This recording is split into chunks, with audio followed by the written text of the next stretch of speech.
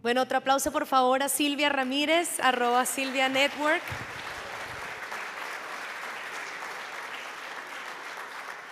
Qué maravilla que haya espacio también para la introspección, para la inspiración y para la gratitud, último punto mencionado en la charla. Y si de gratitud se trata, queremos agradecer a los patrocinadores de este evento, como la vieron ahí, que hicieron posible que estemos todos hoy aquí, como Mulanchemy, que es el líder mundial en aditivación y estandarización de las harinas. Nuestra misión, con nuestras soluciones personalizadas, empoderamos a los molineros de todo el mundo a producir harina con un rendimiento perfecto. Nuestra visión, alimentar al mundo con harina excelente. Recordaréis rápido que esta noche a las 7 de la noche un bus va a estar recogiéndolos para llevarlos a la cena, que es a las 8, así que a las 7 puntualitos en el lobby. Y para terminar con el primer día de la agenda académica, vamos ahora a tener a nuestra siguiente invitada del día. Ella es Funke Okochi, que nos va a acompañar en este momento con la charla Sustentabilidad y huella de carbono del cultivo de trigo planificable. Así que bienvenida.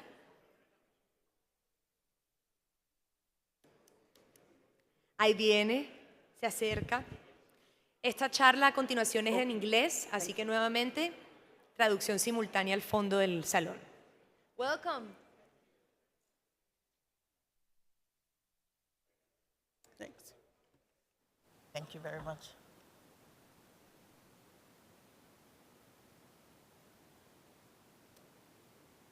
Good evening, everyone. My name is Funke. Buenas tardes a todos, soy Funke Okoche y estoy con el Instituto Global de Seguridad Alimentaria en Canadá. Y si están utilizando uno de estos, ya tendrán, ¿dónde está Saskatchewan? Saskatchewan está en el occidente de Canadá y les voy a hablar de los análisis comparativos que realizamos en algunas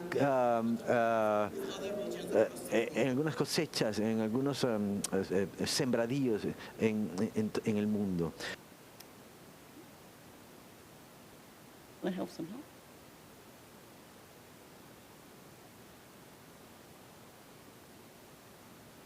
Okay. Okay. Gracias.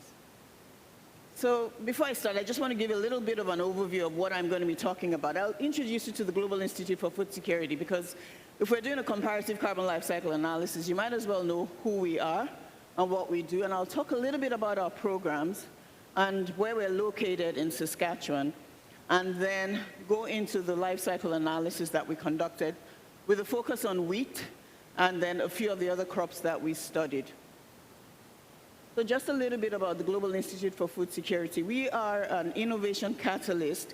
We work across the entire innovation pipeline. So we do research, we do development, and we work with industry to commercialize innovation. So we do R&D, research and development, and move innovation to market. We've got a few programs that are focused on innovation in agriculture and food. So one of those is our breeding acceleration program. Another one is our biomanufacturing program and our innovation thought leadership program. We do these programs to provide value to the agriculture and food sector in Canada and across the world. And I'll talk a little bit about the breeding acceleration program because it's got some good relationship to what we are focused on here today at this conference. So our breeding acceleration program combines various technologies to accelerate the rate of genetic gain. And when we think about climate change, which we've heard referenced a few times today, think about breeding acceleration as helping us to get the best yields or disease-resistant crops or crops that can thrive even when there's drought, and be more precise with getting these results, but also doing it in a way that we can do it faster. And it's not just for crops, it's also a technology that's applied to livestock. So we combine genotyping at scale, bioinformatics, breeding simulation, and all of these things to accelerate the rate of genetic gain. And it's not a new thing. It's been around for about 2 decades. In Australia, they've been applying it to a number of crops, including peas. And if you look at the first chart on your left, you'll see in Australia they were able to 3x the production of peas through accelerated breeding. So the breeding cycle that would take 21 years, so 3 breeding cycles, they were able to compress Esos ciclos que demoraban en 7 años y aumentó traits that they wanted. a lo que queríamos. También ha sido aplicado en Canadá para producciones de leche y pueden ver que las líneas comienzan a subir al punto en que aplicamos el método de aceleramiento y como le digo, ayuda a comprimir, acelera la tasa de ganancia genética, lo que significa que puedes cultivar por lo que quieras y más rápidamente porque estás combinando distintas tecnologías para lograr esos objetivos. Entonces, hablando acerca de Saskatchewan, estamos ubicados al centro de Canadá y no solamente en el centro de Canadá, sino al mero centro de la región agrícola de Canadá. Saskatchewan es el corazón del oeste canadiense. Y, existen programas importantísimos de agrícolas y de alimentos. Bunge también tiene operaciones en Canadá. Tenemos varias organizaciones importantes. Ahí está la cadena completa. Investigación, pasando por organizaciones innovadoras que te ayudan a que esa investigación tenga sentido. Tenemos toda esa tierra arable también. Tenemos la totalidad del ciclo alimenticio está en Saskatchewan también. Tiene 60 millones de acres de tierras arables, más del 44% de la tierra arable en Canadá. El 30% de la industria de agribiotecnología está allá. También es la producción con menor huella de carbono. Déjenme hablarles de Saskatchewan. ¿Quiénes somos y por qué? Y, o sea, para que puedan entender. Cuando piensen de agricultura y alimentos, Saskatchewan es una, como nosotros producimos comidas para el mundo, incluyendo trigo, y no teníamos problemas en trabajar con cualquier socio en cualquier parte del mundo. Pero hablando un poquito acerca del análisis del ciclo de vida de carbón, es comparativo. Esto lo hicimos con los ciclos de vida de cultivos en Canadá, porque queríamos entender cuál era la huella en la producción de cultivos, no solamente en Canadá, sino en todo el mundo. Queríamos comparar una con la otra región y estudiamos 7 cultivos. Canola, ¿cómo se llama? Trigo, lentejas, petit pois, ¿no? Y el estudio mostró que Saskatchewan y Canadá del Occidente producía los cultivos con menor huella de carbono en el mundo, y la razón era que cada decisión que se ha tomado, especialmente con las regulaciones e innovación, debe ser dirigida por la ciencia o regida por la ciencia, y hay que entender científicamente cómo se produce un cultivo, no solamente en Canadá, sino en otras regiones, y cómo compararlas hasta que podamos brindar unas recomendaciones detalladas. Por ejemplo, hubo un gobierno al que le hicimos recomendaciones para innovaciones. Una se basaba en ciencia y regulaciones que sean predecibles, que sigan la ciencia, que también sea transparente también. Con ese estudio seguimos el proceso del ciclo vital del carbón, también con estándares globales. Estudiamos emisiones que se relacionan con transporte, con actividades diversas, con los fertilizantes, etcétera. Y buscamos datos en todas las regiones del mundo, incluyendo Canadá, que tienen datos verificables, datos que pudiéramos validar, y seguimos el protocolo de ISO para hacer ese análisis de ciclo de vida, por lo que no fue que solamente nos inventamos esto y esto, no, seguimos un proceso para realizar ese análisis, y de hecho trabajamos con otra organización para realizar esta investigación, porque nosotros somos expertos en el campo cuando hablamos o cuando se habla de análisis de ciclo vital.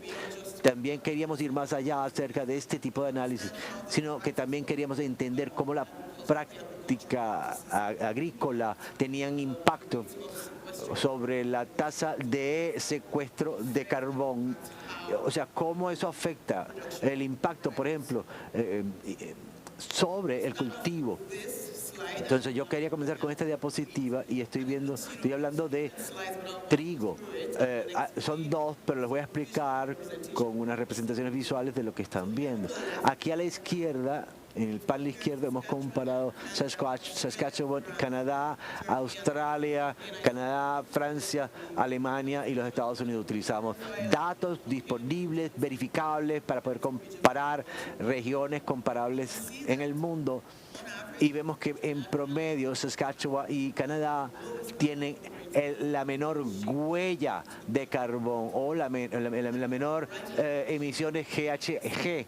No, pero fuimos un paso más allá. Sí, seguimos los estándares del ISO y los protocolos globales, pero a la derecha queríamos entender cómo, porque saben que existen muchas prácticas agronómicas innovadoras y queríamos entender cómo estas prácticas realmente impactaban el secuestro de carbón, la captación de carbón, cómo almacenaban el carbón, cómo la tierra pudiera capturar el carbono. Y queríamos entender ese ciclo porque nosotros creemos que cuando realizamos este tipo de análisis es como ver tu cuenta. Tú quieres saber cuánto estás sacando, pero todo lo que le estás aportando. Entonces, tomamos un paso más allá, observamos las prácticas agrícolas que existen en Saskatchewan y en otras regiones, y queríamos entender cómo aquello impactaba el número de emisiones desde la tierra o a partir de la producción de los distintos cultivos. Y vimos que debido a esas prácticas, en nuestra tierra en Canadá estamos nosotros capturando más carbón en lugar de liberarlo a la atmósfera, por lo que en otras regiones del mundo, cuando comparamos los datos, vemos que ellos no han adoptado totalmente estas prácticas. Y lo que eso significa es que ellos sí están expeliendo el carbono a la atmósfera, mientras que nosotros en Canadá lo estamos capturando y almacenándolo en la tierra, debido a aquellas prácticas de Canadá. Visualmente les voy a mostrar cómo luce esta comparación. Esto es una comparación de las diapositivas que acaban de ver. Compara todas las regiones que estudiamos con Canadá y podemos ver que en cada área, como en Australia, en Francia, en Alemania, en los Estados Unidos, debido a que ellos no han adoptado aquellas prácticas, la huella de carbón del trigo es significativamente mayor que la huella en Canadá, en Saskatchewan, en el occidente de Canadá. Comparamos las regiones entonces, estudiamos la tierra y cuánto carbono está capturado, almacenado en la tierra, y la razón por la que vemos esos resultados es por el sistema operativo que han adoptado los productores, ¿no? Ellos no aran la tierra, solo mínimamente cuando están plantando, y eso ayuda a atrapar el carbono en la tierra, también la humedad, y también ayuda a enriquecer la tierra también. Otra cosa que han adoptado es el uso de canolas que toleran herbicidas, entonces productos, innovaciones y herramientas y tecnologías que han sido puestos a su disposición. Otra cosa que han adoptado es la rotación de cultivos, donde producen un producto distinto todos los años y no lo mismo todos los años, igual en otros. Y otra innovación y otra práctica que ellos han acogido también es sencillamente diferentes adopciones, diferentes tasas de adopción, de diferentes tasas de aplicación de los fertilizadores. Y esto es algo que pasa, pero el aplicar carbón, aplicar los fertilizadores en el momento adecuado, en el tiempo adecuado, en la cantidad adecuada también. Por tanto, todo esto, y otra ventaja es que Saskatchewan es uno de los productores de cultivos, y la verdad esto ha permitido que esto almacene el nitrógeno. Ellos fijan el nitrógeno, por tanto estamos enriqueciendo, y cuando estamos planeando otro cultivo reduce la cantidad de nitrógeno que se requiere. Podemos ver que es una combinación de todas estas prácticas lo que ha mantenido Saskatchewan y Canadá y les ha permitido tener estas cifras cuando hablamos acerca de la huella de carbono para la producción de cultivos. No es solamente una cosa que se hace, es una combinación Y el sistema operativo es a través de estas prácticas han contribuido a los resultados. También quiero mostrarles los otros cultivos que hemos estudiado y podemos tener una idea de cómo esto de verdad ha impactado la manera en que cultivamos en Saskatchewan. ¿Y qué quiere decir esto? Y esto es canola. Hemos visto resultados similares. Hemos comparado las regiones a Francia, Alemania, Australia. Australia también tiene muy baja huella de carbono en la producción de canola, pero en Europa, Francia, Alemania tiene una mayor huella que Canadá y que Saskatchewan. Saskatchewan produce la mayor parte del canola de Canadá y ustedes pueden entender por qué estos resultados se ven como se ven. La manera y otra cultivo que también es las alberjas son donde comparamos Canadá a lo que es Francia, Alemania y Estados Unidos. Podemos ver que la huella de carbono en la producción de albergas o de guisantes es mucho más alta en otras regiones comparado con Canadá, porque no es solamente una sola cosa, pero es porque todo el sistema que Saskatchewan adoptó y que Canadá ha adoptado y que nuestros granjeros han adoptado. Lo mismo pasa para el trigo durum. Es la misma historia cuando queremos ver productores como Italia, como Estados Unidos, comparándolo con Canadá, podemos ver que hay una diferencia significativa en la huella para la producción del trigo durum en esta región cuando se compara con Canadá y con Saskatchewan. Podemos ver las lentejas, como ya les mencioné, Saskatchewan es uno de los productores de lentejas y comparándolo con otras regiones como nosotros podemos ver la diferencia marcada entre Saskatchewan, Canadá y los Estados Unidos y Australia también. Y como ya les dije, como probablemente vemos, las lentejas ayudan a fijar el nitrógeno en el suelo y contribuye a la calidad de la soya. Esto nos ayuda y porque nos ayuda a utilizar los recursos de manera más efectiva también. Y nosotros hemos encontrado que un granjero en Saskatchewan ha incrementar el contenido de carbono en su suelo por la manera en que ellos cultivan y por las prácticas que él ha cogido. Y los últimos dos cultivos nosotros hicimos esto y tuvimos los resultados este verano. Y para el centeno nosotros comparamos Saskatchewan y Canadá con Australia y Francia y podemos ver que hay resultados maravillosos que muestran la diferencia entre la huella de carbono para la producción de este cultivo cebada comparado con otras regiones en otras partes del mundo. Y el último cultivo es la avena y como podemos ver la historia es significativa, es diferente si comparamos Saskatchewan a Finlandia, a Polonia y a Suecia. Nosotros podemos ver los resultados de la producción de la huella de carbono para estos cultivos y la huella de carbono que estos cultivos han emitido. Y en todos los cultivos que hemos estudiado la historia sigue siendo la misma y nuevamente no es solamente por el cultivo y no es solamente por una cosa que los cultivadores han acogido, no, es una combinación de las diferentes prácticas que han sido acogidas, que han ayudado a secuestrar el carbono, que han ayudado a atrapar la humedad en el suelo, a atrapar el carbón y reduce la cantidad de emisiones que los cultivos liberan hacia la atmósfera. Y como ya les dije, el motivo por el cual tenemos estos resultados tan sólidos es una combinación de innovaciones a través. Nosotros estamos cultivando todo tipo de semillas y granos años y todo esto nos ayuda a añadir más valor al suelo a lo largo del tiempo y eso quiere decir que cuando están plantando un cultivo diferente año tras año pueden obtener las ventajas y los beneficios de esos resultados y pueden ver ese impacto en la huella y en la producción de esos diferentes cultivos. También tenemos la innovación a escala, como lo dice, hemos tenido unos cultivos de cero que Y aquí, como pueden ver, y que nosotros cuando utilizamos esto es no solamente porque sea bueno para el entorno, pero pudieron ver la ventaja económico, y aquí podemos ver y hemos visto que este tipo de arado y que todas las innovaciones tiene que tener sentido, tiene que ser viable económicamente, tiene que ser maravilloso para el entorno también, y tiene que tener sentido, porque si no no se va a poder adoptar esa innovación. Ellos hicieron un arado mínimo. Yo pienso que la tasa de adopción del arado mínimo en Saskatchewan es del 90%. Y esto es algo que nos ha ayudado a contribuir al valor del suelo y al secuestro o el almacenamiento de carbono en el suelo también. Y otras innovaciones que están surgiendo a lo largo del Canadá, las tasas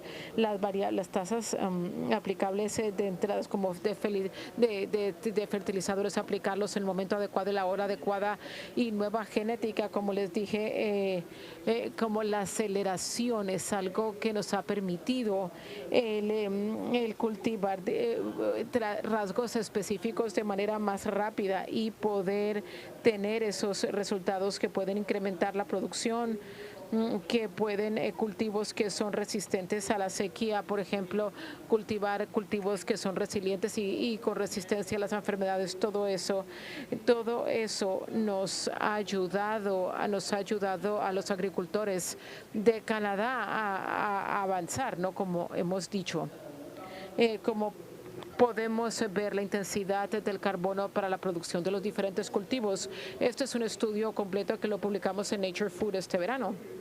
Ustedes pueden ver los resultados que lo podemos ver en esta página web, y pueden ver los estudios que nosotros hemos hecho. Los hemos puesto en estas diapositivas porque es visual. Ustedes pueden entender qué es lo que los datos le están tratando de mostrar, pero los resultados son bastante integrales y muestra todas las regiones que se compararon con Canadá, con Saskatchewan. Y lo que esto quiere decir es que cuando estamos viendo, si usted le preocupa o si usted está enfocado en la producción y en obtener cultivos que tengan el mejor valor en términos de sostenibilidad o la menor huella de carbono de verdad, que Canadá es una muy buena opción, porque nosotros, por ejemplo, en el caso del trigo, nos enfocamos en obtener un trigo que tenga la menor huella de carbono. Claro, en Canadá es el mejor porque no solamente no tiene trigo de alta calidad, pero también tiene la menor huella de carbono. Y esto aplica no solamente para el trigo, para otros cultivos que hemos estudiado a lo largo de todos los ciclos de vida. Hemos hecho 7 cultivos, como ya les dije. Nos han preguntado si los resultados funcionan para otros cultivos, pero la verdad es que no solamente el cultivo, sino el sistema operativo, porque si se emplea el sistema operativo para diferentes cultivos, van a haber resultados similares. Lo hemos hecho para diferentes cultivos y sigue aplicando. Es la historia de la innovación, en historia de acoger la innovación y de tener esas prácticas innovadoras y ver cómo contribuyen a la calidad de la producción y contribuye a lo que es la intensidad de carbono de la producción también.